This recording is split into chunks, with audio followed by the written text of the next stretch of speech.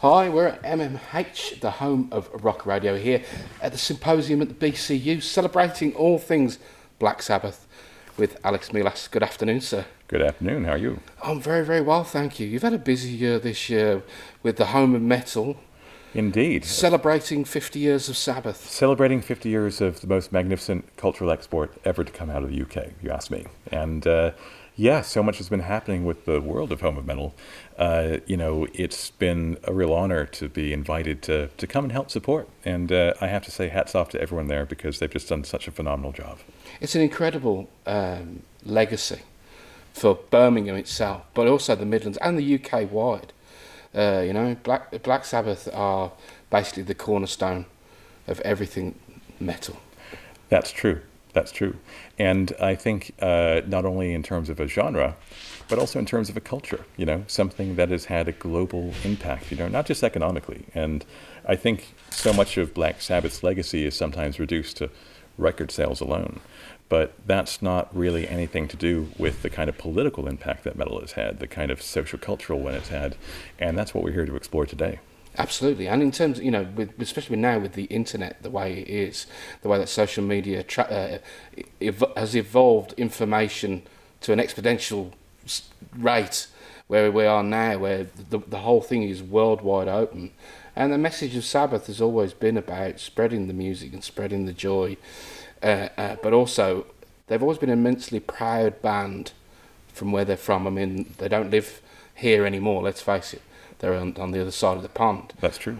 But to them, Birmingham has always been, an integral part of their music. Oh, absolutely. I think you're completely right there. And I think that's why metal has the appeal that it does, because it's a value system. I think the reason why Black Sabbath had the success that they did wasn't only because of the brilliant music that they've made.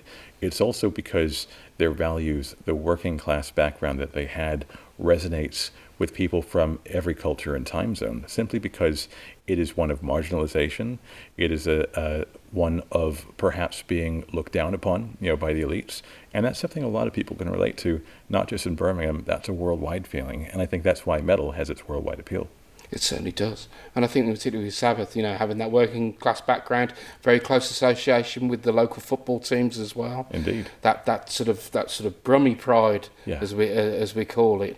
When you go anywhere in the world and you meet a Brummie, they're always proud to be from this city. Absolutely. And they always mention Sabbath. Yeah. As almost the starting point of metal. It's obviously the natural starting point of metal, but also the point of when we had our cultural re-revolution, as it were, where in the 70s, you sort of the end of the hippie era came out of it, and then suddenly there was a band that everybody could go, you know what, this is it.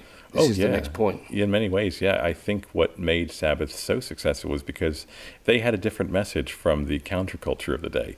Theirs was highly politicized, but it wasn't just about, dragons and escapism, all that. It was a very different view of the war, a very different view of things, one that was uniquely working class. And I think that's why perhaps critics were so initially allergic to what Black Sabbath were doing. But it's for that very same reason that I think an entire population of people responded and sent them from 13 label rejections by 1970, before they released their first album, to playing to 400,000 people at the California Jam just 4 years later. And that is an astonishing achievement.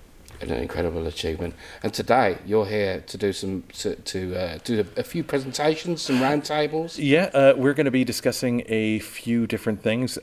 Fundamentally, what's next for Home of Metal, this incredibly successful proposition? I mean, which to me asks, if Liverpool can have the Beatles, why not Birmingham Black Sabbath? And why shouldn't we celebrate it in equal terms? And why shouldn't the UK be celebratory of this incredible legacy that Black Sabbath have created?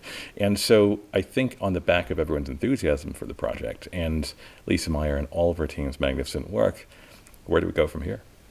Where do we go? Permanent residence, that's where we go for the next thing. I hope so. I think it deserves it, but we'll have to see where it goes.